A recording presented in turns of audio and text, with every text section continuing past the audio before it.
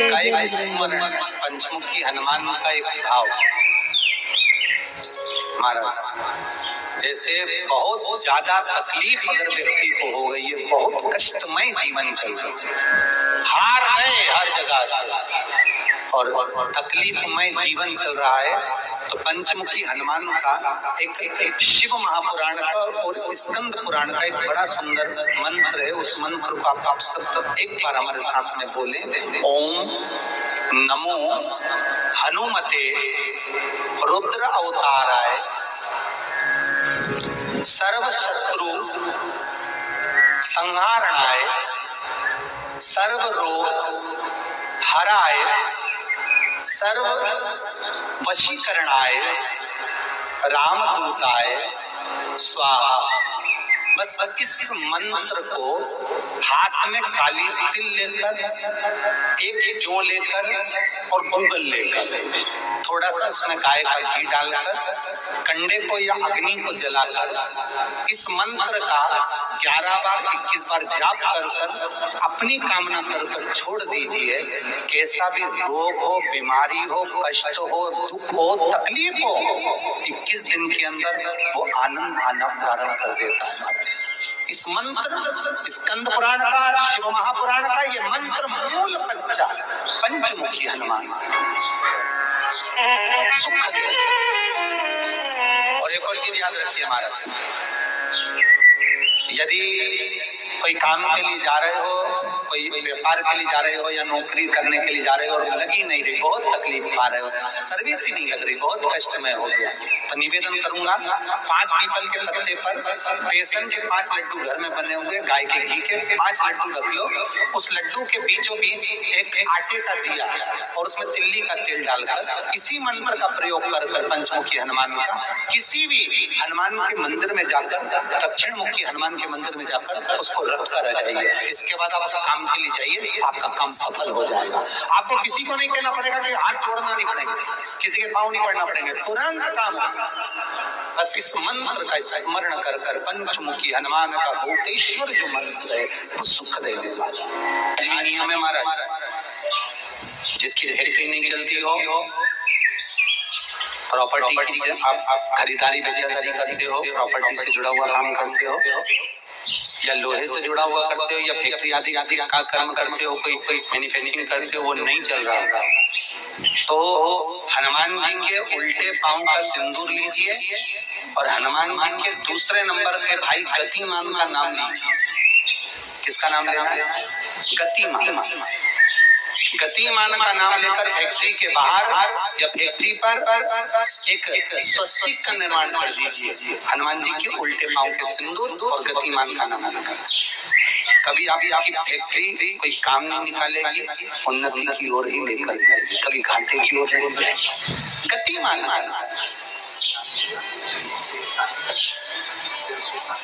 रतिमान, हेतुमान, मतिमान, ये जितने भी नाम है हनुमान जी के भाइयों के, ये सब कल्याण करते, एक एक नाम कल्याण करते हमारे। एक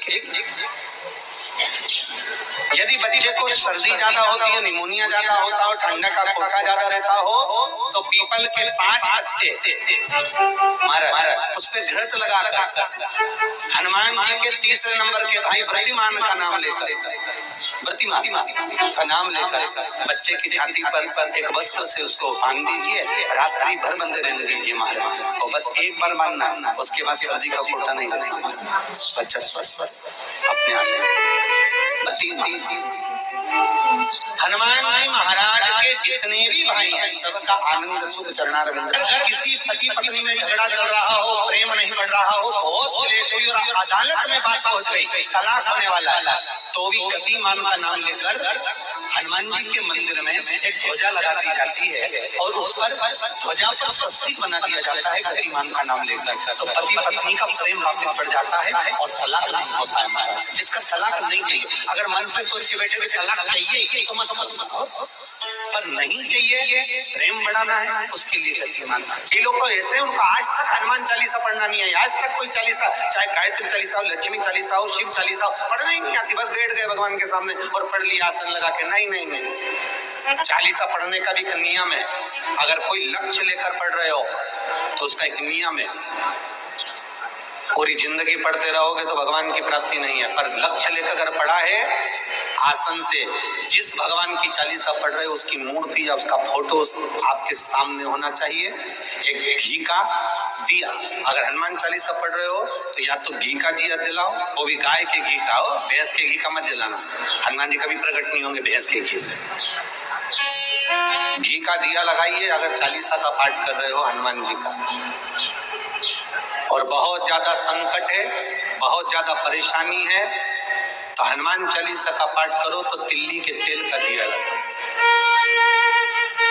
काली तिल के तेल का दिया, तिल का तेल का दिया हनुमान जी के सामने आसन बिछाकर। बहुत तकलीफ है तो 3 पाठ प्रतिदिन करो और एक आसन से।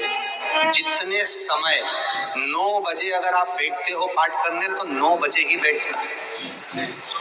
11 दिन तक प्रतिदिन 3 पाठ रोज करो। एक पानी का लोटा, कलश, तांबे का जल अर्थात तांबे का लोटा हो, स्टील का लोटा हो, तुम्हारे पास जो कलश हो उसमें जल भरकर, एक सिक्का उसमें पटक कर, एक लौंग पटक कर प्लेट से ढक कर रख दो और प्रतिदिन बस टाइम पर बैठकर पाठ करो। 11 दिन पूर्ण होंगे, जिस कामना से आपने पाठ करा है बस वो सिक्का, वो लौंग कलश में से निकाल लो, जल का आचमन करो और जिस काम के लिए करा है वो जल उस प्रयोग में ले लो।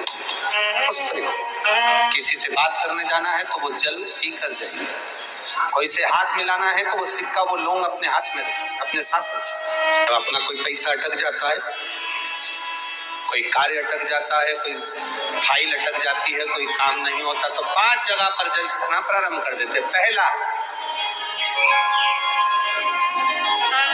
ये शिवलिंग जलाधारी, बीच में अशोक सुंदरी का स्थान, 5 जगह पर हम जल चढ़ाना प्रारंभ कर देते जब कोई काम अटकता। पहला गणेश जी के स्थान, दूसरा षडानंद कार्तिकेय का स्थान, तीसरे नंबर पर अशोक सुंदरी का स्थान, चौथे नंबर पर जलाधारी के चारों तरफ और 5वां शिवलिंग का स्थान।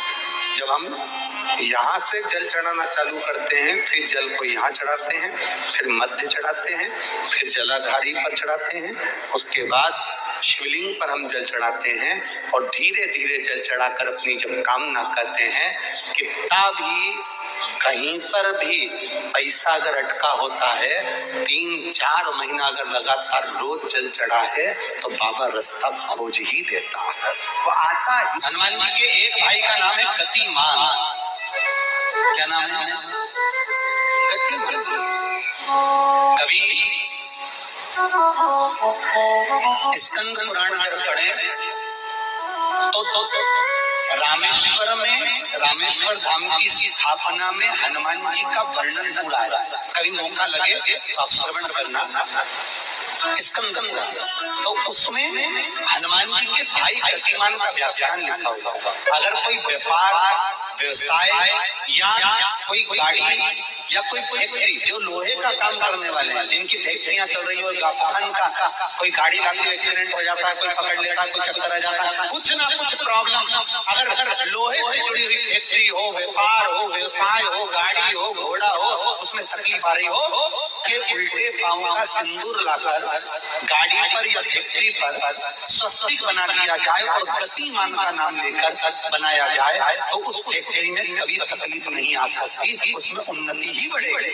हनुमान जी के भाई गतिमान का स्मरण कर, गतिमान, यहाँ तक गतिमान का स्मरण किया गया है। अगर किसी पति पत्नी में झगड़ा चल रहा हो, ये लोग तो ऐसे, उनको आज तक हनुमान चालीसा पढ़ना नहीं है, आज तक कोई चालीसा, चाहे गायत्री चालीसा हो, लक्ष्मी चालीसा हो, शिव चालीसा हो, पढ़ना ही नहीं आती, बस बैठ गए भगवान के सामने और पढ़ लिया आसन लगा के। नहीं नहीं नहीं, चालीसा पढ़ने का भी एक नियम है। अगर कोई लक्ष्य लेकर पढ़ रहे हो तो उसका एक नियम है। पूरी जिंदगी पढ़ते रहोगे तो भगवान की प्राप्ति नहीं है, पर लक्ष्य लेकर अगर पढ़ा है आसन से, जिस भगवान की चालीसा पढ़ रहे हो उसकी मूर्ति या उसका फोटो आपके सामने होना चाहिए। एक घी का दिया, अगर हनुमान चालीसा पढ़ रहे हो तो या तो घी का दिया जलाओ, वो भी गाय के घी का हो, भैंस के घी का मत जलाना। हनुमान जी कभी प्रकट नहीं होंगे भैंस के घी से। घी का दिया लगाइए अगर चालीसा का पाठ कर रहे हो हनुमान जी का। और बहुत ज्यादा संकट है, बहुत ज्यादा परेशानी है, तो हनुमान चालीसा का पाठ करो तो तिल्ली के तेल का दिया लगाओ, काली तिल के तेल का दिया, तिल का तेल का दिया हनुमान जी के सामने आसन बिछाकर। बहुत तकलीफ है तो 3 पाठ प्रतिदिन करो और एक आसन से जितने समय 9 बजे अगर आप बैठते हो पाठ करने तो 9 बजे ही बैठना है। 11 दिन तक प्रतिदिन 3 पाठ रोज करो। एक पानी का लोटा, कलश, तांबे का जल अर्थात तांबे का लोटा हो, स्टील का लोटा हो, तुम्हारे पास जो कलश हो उसमें जल भरकर एक सिक्का उसमें पटक कर, एक लौंग पटक कर प्लेट से ढक कर रख दो और प्रतिदिन बस टाइम पर बैठकर पाठ करो। 11 दिन पूर्ण होंगे, जिस कामना से आपने पाठ करा है बस वो सिक्का, वो लौंग कलश में से निकाल लो, जल का आचमन करो और जिस काम के लिए करा है वो जल उस प्रयोग में ले लो। उस प्रयोग, किसी से बात करने जाना है तो वो जल पी कर जाइए, कोई से हाथ मिलाना है तो वो सिक्का, वो लौंग अपने हाथ में रखिए, अपने साथ रखिए। राम जी महाराज जब गए, हनुमान चरित्र का था, राम जी महाराज जब जाने लगे तो उन्होंने हनुमान जी से कहा कि तुम क्या चाहते हो? हनुमान जी बोले मेरे को जाना है, क्योंकि जहाँ राम वहाँ हनुमान। हनुमान जी जब कहने लगे कि मेरे को जाना है तो राम जी महाराज बोले नहीं नहीं हनुमान, तुझे सबसे ज्यादा प्रिय क्या है? तो कह राम। तो हनुमान तू कह रहा है सबसे ज्यादा प्रिय है राम प्रिय है, तो एक बार जिस समय देवऋषि नारद का अपमान हुआ, विश्वामित्र बाबा का अपमान हुआ, उस समय पर एक राजा ने जब अपमान करा तो तूने उसको राम नाम लिखकर एक जगह पर बिठा दिया और कहा कि तू राम नाम जपते रहे। उसने राम नाम जपा। तब हनुमान याद कर, मेरे सम्मुख में तू खड़ा था और युद्ध होने वाला था, तो तूने क्या कहा था? प्रभु आप इसको मार नहीं सकते क्योंकि ये आपका नाम ले रहा है। राम से बड़ा होता है राम का नाम, आप इसे मार नहीं सकते। तब आपने ये संवाद कहा था, हनुमान बता तेरी प्रियता क्या है? हनुमान जी कहते हैं प्रभु आपने मुझे जगा दिया, क्योंकि मुझे श्राप ही ये मिला था कि तू जागेगा किसी की जगाने पर, आपने मुझे जगा दिया। इसलिए है नाथ, अब मैं जाना नहीं चाहता, सत्संग करना चाहता।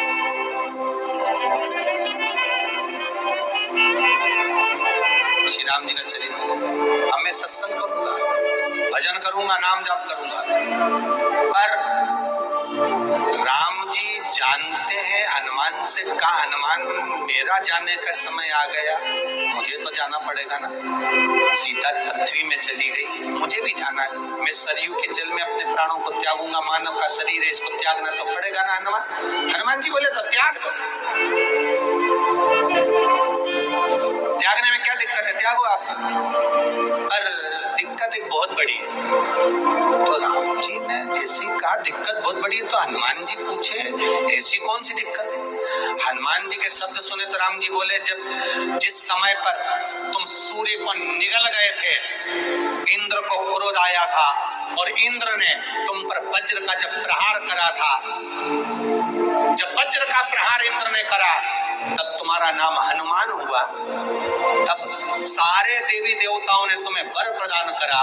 उस जगह पर यमराज भी खड़ा था, तो यमराज ने तुम्हें वर दिया था कि जहां हनुमान होगा वहां यमराज नहीं होगा। अब दिक्कत ये है कि मुझे प्राण त्यागना है और तू मुझे 1 मिनट के लिए नहीं छोड़े, तो यमराज आएगा कैसे?